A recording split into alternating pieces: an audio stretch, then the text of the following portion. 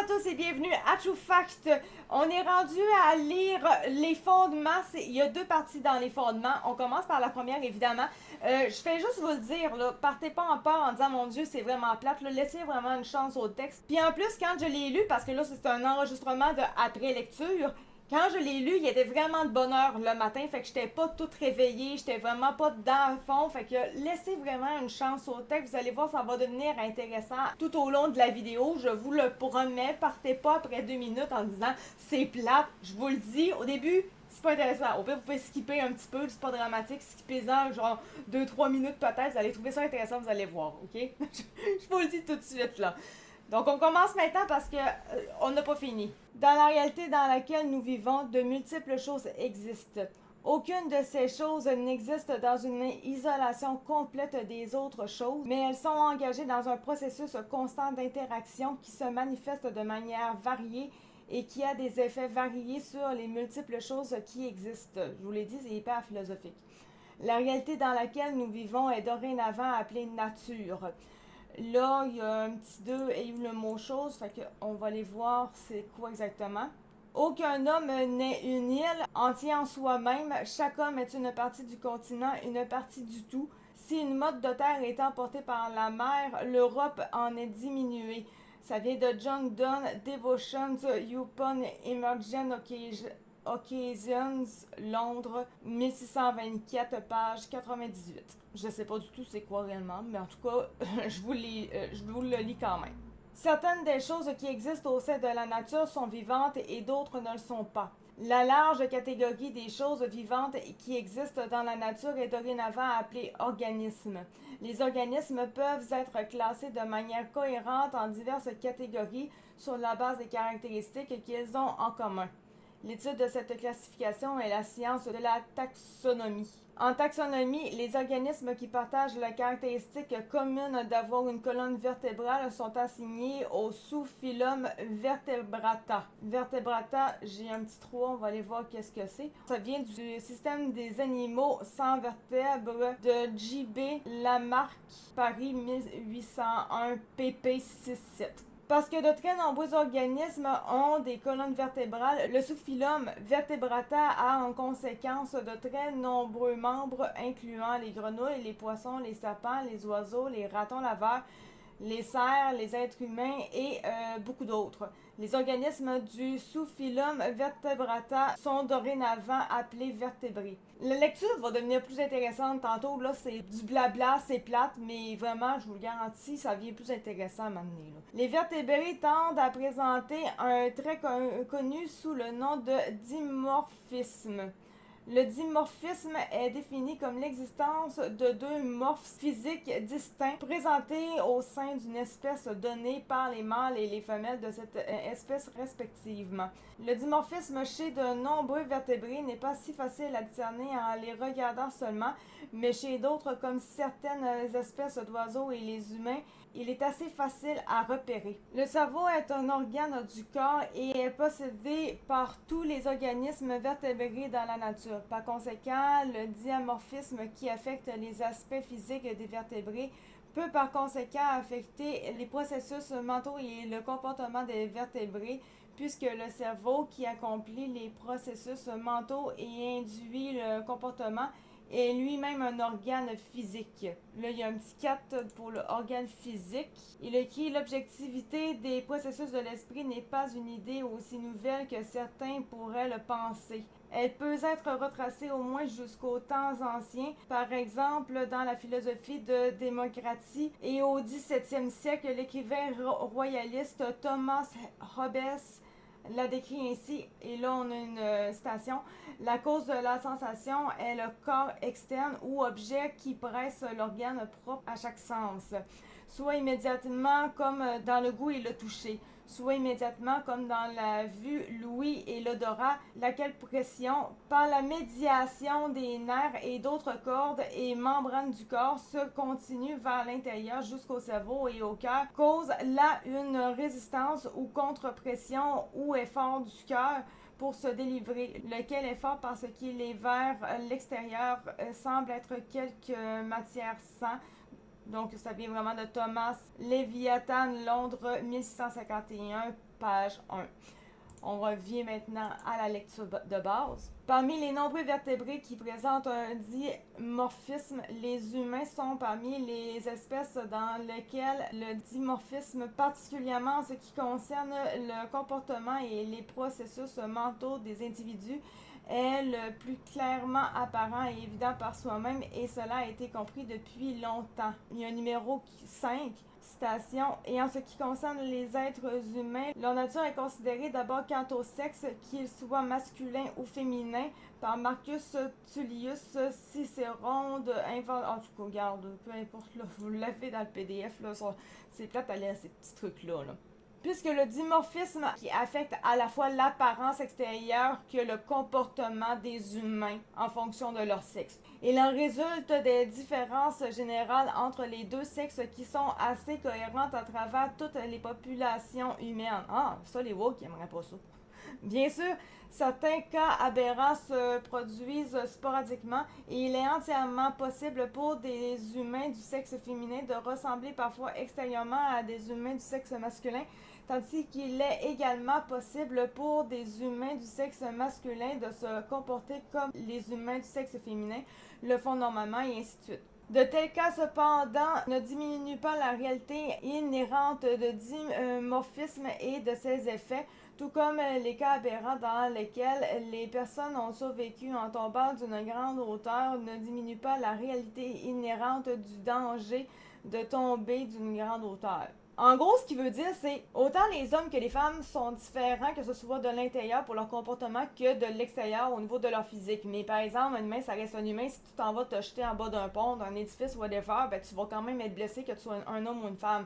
En tout état de cause, les effets du dimorphisme, qui sont en grande partie uniformes à travers toutes les populations humaines, restent évidentes par eux-mêmes. Et là, ici, il y a un 6, c'est quand même un gros texte, là, le numéro 6. Cela est vrai malgré les cris enfiévrés de certains universitaires occidentaux de la tendance libérale ou bourgeoise, qui s'accrochent à la fabrication absurde et récente selon laquelle il existerait une différence entre le sexe biologique et le genre. Ils proclament que tandis que le sexe existe bel et bien, le genre existe d'une manière ou d'une autre séparément de celui-ci, et que le genre, c'est-à-dire masculin et féminin, n'est qu'un simple construit social qui peut être changé sur un coup de tête par quiconque et pour n'importe quelle raison. La réalité, cependant, est l'exact opposé de ce qu'ils disent, et il est objectivement le cas qu'il n'y a aucune différence entre le sexe biologique et le genre, et que le genre, sexe sont des mots qui ont été appliqués par les humains à un construit matériel qui existe en tant que matière et qui est dérivé de processus naturels complexes qui ont commencé à se dérouler bien avant l'apparition des premiers humains. Contrairement aux caprices débauchés de nombreuses personnes mentalement dérangées. Donc lui, il était pas woke, il était peut-être d'une certaine extrême gauche, mais il était pas woke par contre. De tels processus sont impossibles à inverser par l'ingérence humaine. Les personnes qui disent le contraire ne peuvent soit pas voir, soit prétendre ne pas voir qu'un mâle habillé en femelle et qui proclame avec conviction qu'il est une femelle est toujours un mâle malgré ses perceptions déformées. Ces vains efforts ne sont pas dirigés contre quelconque construit social imaginaire qui peut être socialement déconstruit, mais ils sont plutôt dirigés contre une réalité matérielle pratiquement intemporelle, celle du dimorphisme, et par conséquent, ces efforts faibles sont sans espoir, même s'il va jusqu'à initier la mutilation de son propre corps pour une tentative de rendre sa morphologie plus semblable au corps d'un humain femelle, qu'à tout ce qu'il accomplirait ainsi serait de se transformer d'un humain mâle à un humain mâle mutilé, puisque le sexe est déjà déterminé chez les humains avant la naissance et cela est irréversible après que cela s'est produit. Le pourcentage ridiculement minuscule d'humains qui naissent avec des organes génitaux anormaux ne compte pas comme quelque chose contre cela, parce que, comme nous l'avons déjà vu, les cas aberrants sporadiques n'infirment pas automatiquement les réalités générales. En réalité, il n'y a rien qui soit voit un simple construit social qui existe flottant sans but, sans aucune forme matérielle, dans quelques dimensions invisibles de l'intuition ou au-delà. Il y a des choses qui existent et il y a des choses qui n'existent pas. Le sexe-genre ne peut être expliqué de manière cohérente qu'en étant le résultat du dimorphisme, un phénomène naturel et physique, tandis que les notions sans fondement sur un quelconque construit social, mystique, sont crachées par des personnes à l'esprit bourgeois et souvent vaniteuses qui ne peuvent fournir aucune preuve convaincante pour leurs affirmations. Pour avoir lu bien des affaires là-dessus, il n'y a rien de plus vrai dans ce qu'il dit en ce moment.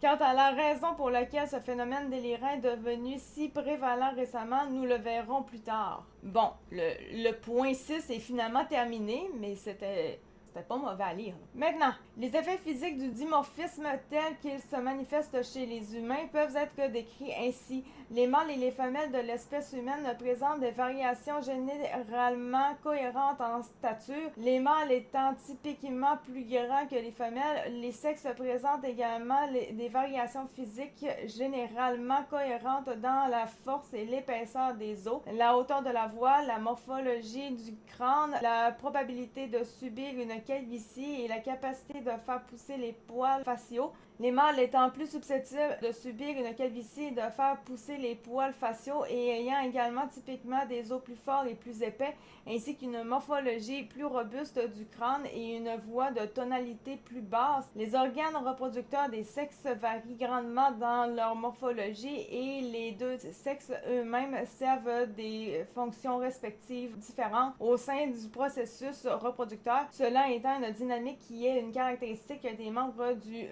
sous-phylum Vertebrata. Le processus typique de la reproduction humaine se produit lorsqu'un individu mâle et un individu femelle s'engagent dans une copulation qui aboutit à l'imprégnation de la femelle, après quoi l'embryon dans l'utérus de la femelle reste vivant jusqu'à sa naissance et la reproduction a ainsi eu lieu. Chez les vertébrés en général et chez les humains en particulier, le désir de s'engager dans la reproduction et par là dans la copulation est très fortement présent chez les individus sains qui sont d'âge adulte. Ce désir de se reproduire ne naît en aucune façon par une quelconque autonomie humaine, mais simplement une conséquence de facteurs naturels innés. Ici, on a un point 7. Le premier point est que ceux qui sont inefficaces sans l'autre doivent être en paire. Par exemple, l'union du mâle et de la femelle est nécessaire pour une reproduction réussie puisque chacun est puissant sans l'autre. Et cela n'est pas une affaire de choix, mais est dû au désir implanté par la nature dans les animaux et les plantes de propager son espèce. Ça vient de Aristote Politique, livre 1, chapitre 2. On continue. Maintenant que nous comprenons les bases de la reproduction humaine et que nous avons examiné certains des effets du dimorphisme qui se rapportent à des caractéristiques physiques plutôt évidentes chez les humains, nous allons procéder à examiner plus attentivement comment le dimorphisme affecte le comportement humain. Il existe certaines différences comportementales entre les deux sexes chez les humains qui sont largement comprises, même si cette compréhension n'est pas toujours verbalement exprimée par ceux qui y participent. Ces différences plus largement reconnues comprennent des aspects relativement superficiels, à savoir les préférences vestimentaires, les inclinations vers différentes variétés de divertissement et d'autres choses de ce genre. Une autre catégorie de différences existe et celles-ci sont encore généralement comprises par les gens, bien qu'à un degré quelque peu moindre, surtout dans les sociétés occidentales. Ces différences sont modérément moins superficielles et sont composées d'éléments tels que les préférences de carrière, l'idéation politique et les variations dans le traitement émotionnel des événements. Enfin, étant encore plus obscurci à la vue commune, il existe entre les sexes chez les humains une catégorie supplémentaire de différences qui concerne la méthode de participation au processus reproducteur lui-même. Maintenant, nous avons en effet déjà vu comment chaque sexe sert sa propre fonction dans le processus reproducteur, à savoir ils doivent se réunir pour effectuer la copulation avec le mâle imprégnant la femelle pendant cet acte. Mais ce dont nous parlons ici maintenant, c'est exactement comment ils se rejoignent en premier lieu, ou plus précisément comment les méthodes de sélection du partenaire varient entre les humains mâles et les femelles. Juste quelles sont ces variations deviendra clair dans un instant, mais il est d'abord nécessaire d'expliquer comment de telles différences sont apparues du tout, et en le faisant, nous verrons que leur origine réside dans la nature même du dimorphisme. Dans le processus reproducteur des humains et de nombreux autres vertébrés dimorphiques, les femelles de l'espèce sont le sexe qui donne naissance à la progéniture, tandis que les mâles ne peuvent qu'imprégner les femelles. Pour les humains mâles adultes, la production corporelle de sperme est en cours de manière constante, et pour une très grande partie de la vie du mâle, avec une quantité régulière étant continuellement produite, tandis que l'acte de l'expulser relativement fréquemment n'entraîne pas d'effet physique délétère chez les individus mâles qui sont généralement en bonne santé. Pour les humains femelles adultes, en revanche, l'ovulation se produit seulement environ une fois par mois et il faut approximativement 9 mois après l'instance de l'imprégnation de la femelle pour que cette femelle donne naissance à une seule progéniture saine. C'est également une réalité que le processus reproducteur est vastly, je sais pas trop, vastly, ça a peut-être été mal traduit par contre, là. Mais j'ai vraiment pas le temps d'aller faire ça, fait que j'ai... D'après moi, ça doit être de l'anglais, ça. Et plus ardu et éprouvant pour le corps chez les humaines femelles qu'il ne l'est chez les humains mâles. Et cela est en grande partie dû au fait que ce sont les femelles qui mettent physiquement au monde la progéniture dans le processus reproducteur et que de grandes complications physiques accompagnent l'acte de mettre directement un nouveau-né humain au monde. En résultat de ces divers facteurs, il est possible pour un humain mâle d'imprégner des centaines d'humaines femelles et d'avoir ainsi des centaines de descendants au cours de sa vie et même au cours d'une fraction relativement courte de celle-ci, mais l'inverse ne tient pas, car il n'est pas possible pour une femelle de donner naissance à des centaines d'enfants en une courte période. Et même si elle donnait naissance continuellement tout au long de sa vie adulte, elle deviendrait infertile avant même d'approcher d'avoir juste 100 enfants. Et donc, avec tous ces facteurs en existence, c'est par nécessité que l'humaine femelle adulte saine qui désire se reproduire est plus exclusive dans le processus de sélection du partenaire que ne l'est l'humain mâle adulte sain qui désire également se reproduire. Pour le répéter, elle est plus exclusive parce qu'il y a intrinsèquement beaucoup plus de risques biologiques pour elle dans le processus reproducteur qu'il y en a pour son homologue mâle. Par risque biologique, je veux dire concernant la santé à la fois d'elle-même, et de sa progéniture. Les humains en bonne santé ne veulent pas mourir et ils désirent que leur progéniture survive et prospère en le faisant, et la progéniture luttera naturellement pour le faire si elle est physiquement faible, ou autrement vulnérable ou en mauvaise santé. Les deux parents transmettent certains de leurs traits par leurs gènes, et les traits qui signalent une plus grande santé ou qualité génétique dans la nature, tels que la taille et la beauté chez les mâles ou la joliesse et les formes courbes les formes chez les femelles sont appelés attractifs par les êtres humains adultes.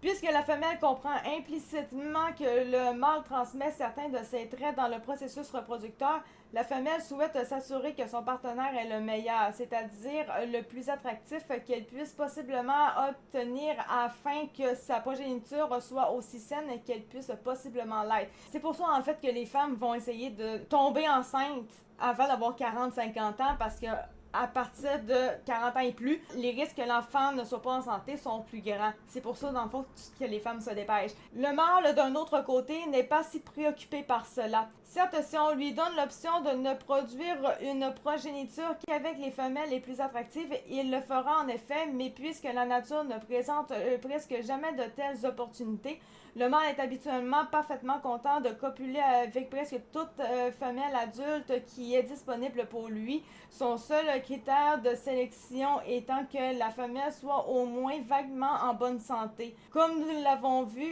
il y a moins de risques biologiques pour lui d'agir de cette façon puisque sa production de sperme est simplement continue et non cyclique, et puisque son seul rôle requis dans le processus reproducteur est simplement de dispenser son sperme et rien au-delà de cela, même si sa copulation aboutit à une progéniture malsaine, courte et physiquement faible, il peut simplement réessayer des centaines d'autres fois.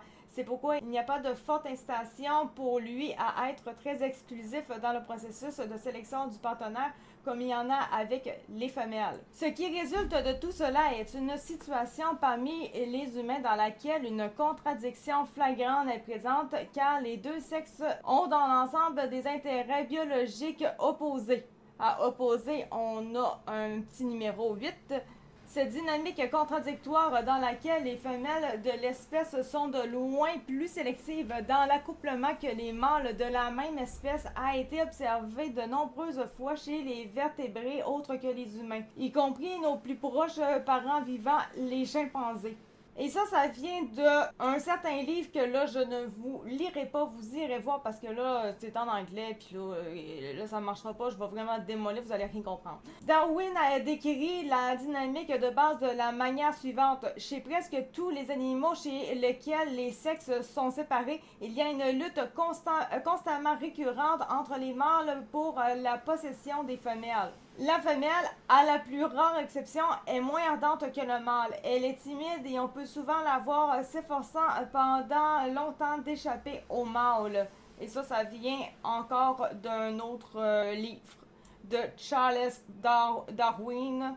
Donc là, je reprends après le numéro 8. Les mâles sains cherchent tous à se reproduire et leur impératif biologique, qui est un impératif parce qu'il est immensément fort et inflexible, est de se reproduire avec autant de femelles que possible, avec peu d'égard pour leur attractivité. D'un autre côté, toutes les femelles saines cherchent également à se reproduire, mais leur impératif biologique est de se reproduire avec seulement un groupe sélectionné de mâles et avec un grand égard pour leur attractivité.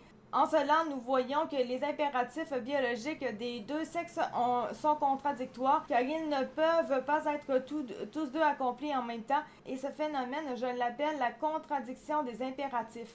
Pas sûr à 100% de la chose, mais ok. Je vais pas reprendre la lecture parce que sinon ça finira jamais cette vidéo-là. Cette réalité relativement simple et démontrablement vraie, maintenant mise à nu devant nous, a auparavant été généralement obscurcie à la vue de l'humanité. Et par conséquent, il y en a peu qui sont pleinement conscients de sa réalité au moment de cette écriture. Puisque nous avons maintenant réussi à acquérir une compréhension consciente de son existence, nous avons acquis la connaissance fondamentale qui nous sera essentielle pour comprendre l'état de la société occidentale aujourd'hui, et cette compréhension sera atteinte par nous tout au long du reste de notre investigation. Voilà, donc j'ai terminé pour ce qui est du fondement, la première partie. On va aller à la deuxième partie pour une autre fois, une autre vidéo. Merci beaucoup de m'avoir écouté et à très bientôt.